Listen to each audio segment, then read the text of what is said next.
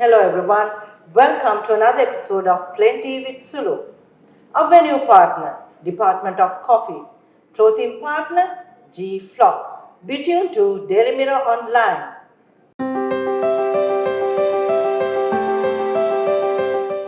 Hello everyone, this is Plenty with Sulo. Today we have a lady who walks the talk on women empowerment, a lady who ventured many programs for women empowerment in Sri Lanka. She is the CEO of Chrysalis and she is Ashika Gunasena Sundar. Am I correct? Correct, absolutely. I'll call you Ashika, so it's easy. Yeah. Ashika, this is an informal discussion. Yeah. Just want to get your view on women empowerment and what you do. Yeah. So before we start the conversation on to the other things, I want to ask you, how you got into this women empowerment thing? Yes. It happened quite by accident. I mean, my professional background is in science, neuroscience, in fact. Okay.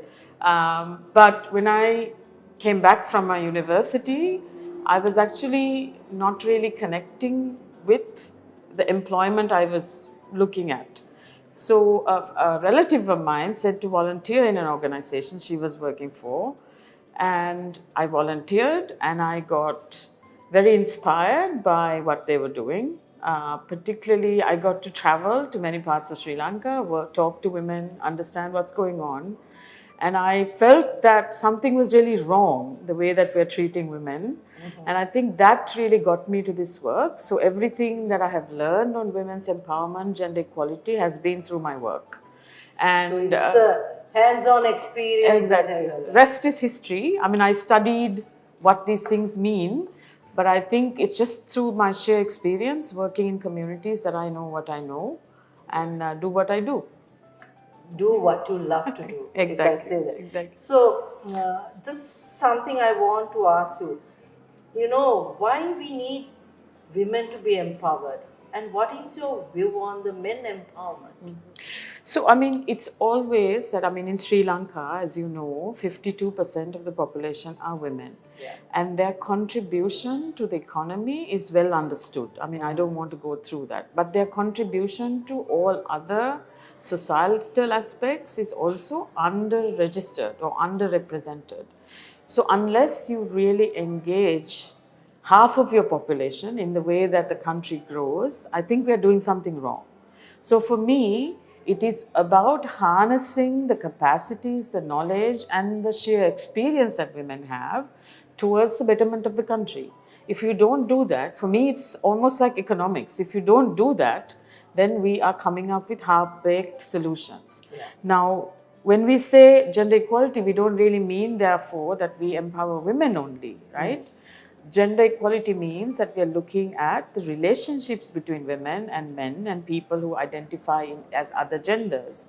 So men's empowerment and men's appreciation as to why women should be part of the country's development is also very critically important. So understanding the reasons why women are marginalized, but also why is it that men don't understand the reason why women should be engaged is also something we should collectively address. Because if you look at men also, and we've done research through our work, we know that so much of, there are many reasons as to why men perpetuate violence, for example. So we need to understand that. There is a system that defines how women should behave and how men should behave. And that system is not always equal. And therefore, we have all these issues. And therefore, men and women don't contribute to the well-being of their own families, but also the well-being of the country equally. So I think that is why when we talk about gender equality and women's empowerment, it's not enough to only continue to capacitate women. That's very important, but we need to understand the reasons why women are not capacitated in the first place. And that leads you to working with men. My question, the other question also coming into that, because you know men also has some pressure from the society, and we want men to be the breadwinners, strong people, and that itself may bring some of the pressure. And do you think, like, because Sri Lanka very recently, if you look at the recent figures, Sri Lanka has so much of domestic violence, right? Yeah. And so, do you think that pressure on men is the reason for these to be increased? Yes, I mean, I think the answer to that question is quite complex. But what you're saying is also very true. I mean, again, from what we know, uh, as much as we say women to be the caregivers, the people who take care of families, take care of societal values, we also place the same, we also have certain norms that say that men should behave in a way, right? So, for example, as you said very correctly, we say you have to go out there and earn an income for everyone, not just your nuclear family, but your extended family. You also say you must defend the honor of your family. You also say you must be aggressive. You must display leadership. You must talk loud. So, as much as we place certain values on women, we also place certain values on men. If the men does not look like that, we say, oh, Yes. minihek neme. Neme, exactly. Yeah. Minihek neme, minihek wage gahagannewat naha. So we have all these things which also put pressure on men. And as I said, research also shows that there is a correlation between those societal expectations of men and their mental health and also their physical health sometimes.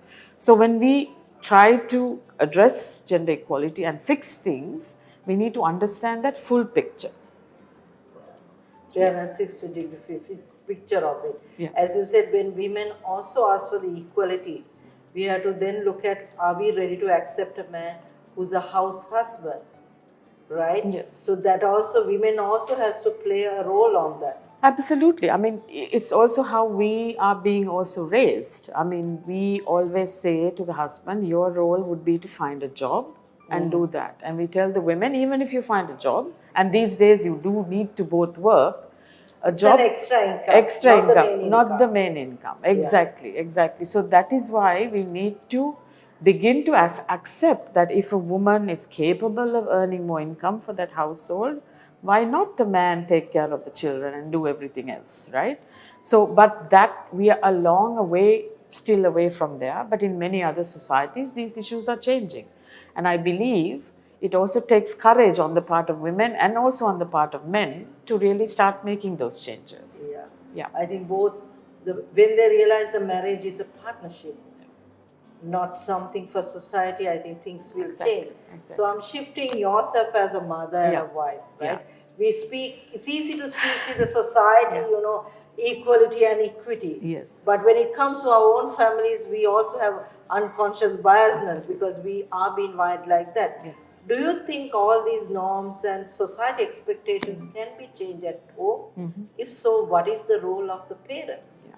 I think so, and you're very right. I mean, I have a daughter and a son, and I know the way that I treat them as well, and they always make me very aware that I also have a bias, despite me being, someone who really believes in women's rights.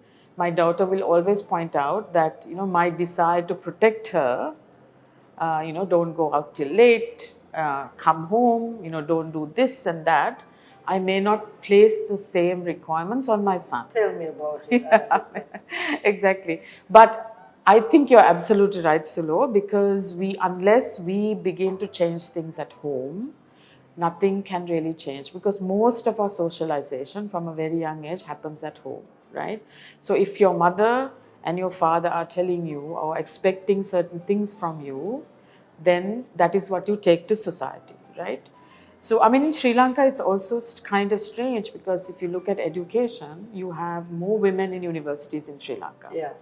But then that's where it stops. You don't, that doesn't get translated into productivity or workplaces. Yeah. The reason is because you have been taught and you have been socialized to believe that as a woman, the primary role is to take care of family. Once you do that, then doing something to earn an income is okay. But as you said, not the main income. Yeah. So it's extremely important to start talking to your young children at home. But I think things also have to change in schools. I mean, an example, if I may have the time to do it, I mean, in school textbooks, you say Father is going to work. Tatta varadayano, No, amma they are gedara also vadaka. giving you because very recently a mother Yeah. brought a Yeah. son Yeah. who has been punished by the teacher Yes. because they had to write down the role of a mother Mother and and father. exactly. So this boy has done Tata uyanama. Yes. Tata. So the teacher has said, no, eka venna behe. Exactly. That So you're lying. yes, Yeah. so I think Yeah. that, as you said, school Yeah. system means the teachers. Absolutely. So there's a lot of things to do, but I think the place to begin is at home. But that means that parents, therefore, also have to be made aware that your own behavior, I mean, if the father is never to be seen doing any domestic work, your sons are learning that. Your daughters are learning that because when they want to get into a partnership with someone, they also think that that's what's expected of a man and that's what's expected of me. So, role modeling is extremely important, even for women to feel, you know, I earn an income, I have respect in my society, I have respect in my home. When you demonstrate that, then your children also learn the same things. But if you don't, they are also understanding that that's what reality is. Yeah. So Yeah. I'm asking you something Yeah. out of the textbook. Yes. Because this very recently, one of the religious leaders said, Yeah. you know, these women rights and women empowerment has made more divorces in Sri Lanka. Making your daughters independent is the reason for high divorce. Yes. So, if I may ask from your view, making an independent daughter, is it a positive way or is it the reason that young girls or young marriages are breaking No. out? Making your daughter independent and your son sensitive and respectful is the only way to go. Your religious leaders may tell you otherwise. Divorce, there are many reasons for divorce. It's not attributed to only a woman being assertive. But again, if a woman is in an unhappy relationship, that is her right to decide to do otherwise. It's the right of a man as well. So just because women are independent and think for themselves, that is not the reason for divorce, right? But that does not also mean that we don't make women independent, Yeah. right? I think what's more important, I believe, is also to make men a lot more sensitive and respectful for themselves as well, but also the people in their lives. So I also think that brings me back to something. So it is schools, but it's also religious institutions that may be inculcating or cultivating these norms that are not good for women or for men. Right? So I think religious leaders also need to understand how can they help in kind of ensuring a more respectful society, because ultimately, Sulo, it is about respect. Yeah. How much do I respect my partner and vice versa, right? So how do we cultivate those values in children and in adults, so that it doesn't really, end in violence, it doesn't end in divorce or breaking up of relationship, and ultimately it's love and respect, right, that enables societies to grow. So how do we make sure that young girls and young men do that? Because we always focus, that's one of the concerns that we've been having about the women's rights work, is we have focused very much on women's empowerment, and that's something we have to do. But I think we also need to work on the other side now to really help men and people of all genders really understand, what does it mean? What does respect mean? Why is it that we discriminate? What are the reasons for it? I think respect comes because a lot of people doesn't understand friendship. Absolutely. Yeah. Because in a friendship, Yes. you tell what is right, what is wrong. Yeah. Right? Yeah. So if you have a right friendship, Yes. the respect automatically Yes. comes. Yes. We are losing good friends Yes. due to our own, like the words like marriage, Yes. the society norms. Yeah. And it's also a choice. I mean, marriage is a choice, divorce is a choice. I mean, we can't take that away from women. I mean, I have married, I've chosen to have children. That's my choice. And I'm in that relationship as an equal partner. And I feel respected by people around me, in the workplace, in my home. And then I feel I can contribute more. And I think every woman, every man should feel that. That is what we have to be responsible for. Yeah, correct. Yeah. So I'm coming my final question Yeah. on the laws and legal Yep. system. Sri Lanka has we say we have some more laws, but again we have some reforms which came to the law. But Yeah. with all that law, still we see women, because some of the major thing is a young girl get raped by a family member. Then she goes on to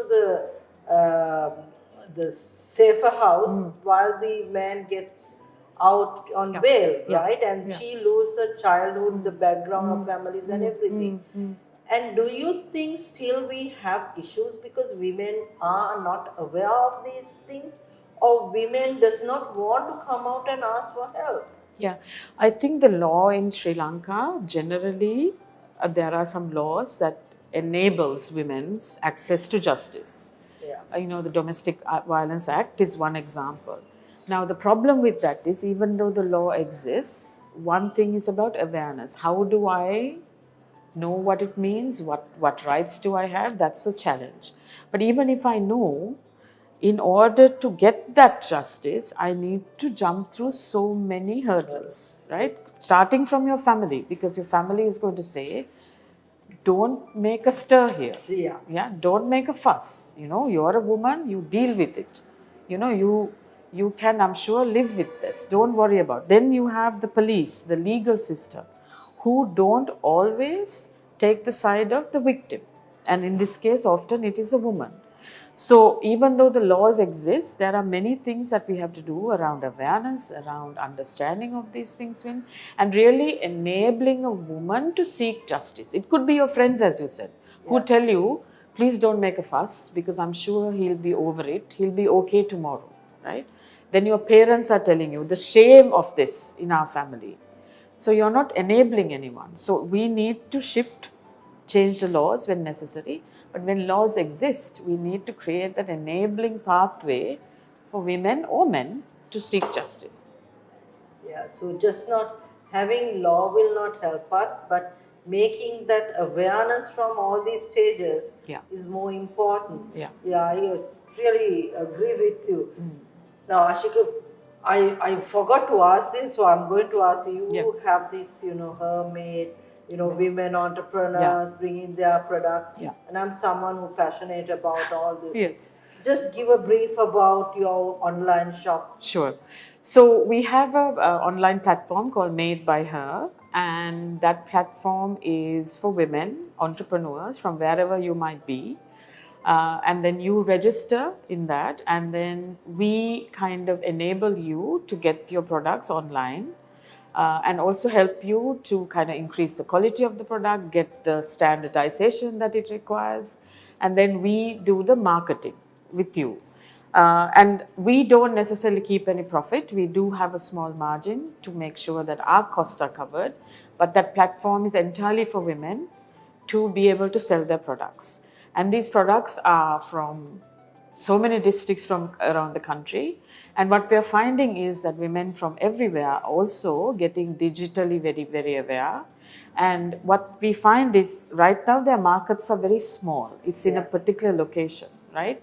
So we want them to able to expand their marketing space in Sri Lanka, but maybe eventually overseas as well. So if there are entrepreneurs who are really keen, please do connect with us, madebyher.lk, and then we will be able to talk to them and tell them what we offer, and then have their product online. That's a great opportunity for all our entrepreneurs. So today we had Ashika who spoke about empowerment, gender equality, equity, and also the responsibility of parents, teachers, and religious leaders. She said it's a human thing. Sometimes society expects us to be someone whom we are not. And it's a choice of a man or woman. And end of the day, we all want to be happy. So think positively that women empowerment and also gender equality is nothing to do with women only. It's for men, women, and other people. The respect, she made sure that we understand the word of respect. It matters in all relationships. When women are empowered, automatically the whole family is empowered. It means the society and our country. Think about it in a positive way. Thank you, Ashika, for coming, and it's a pleasure to have you. Thank I you think for I having gain me. a lot of knowledge from you. Thank you for having me. Thank you. Thank you. Yep. And this is Plenty with Sulo.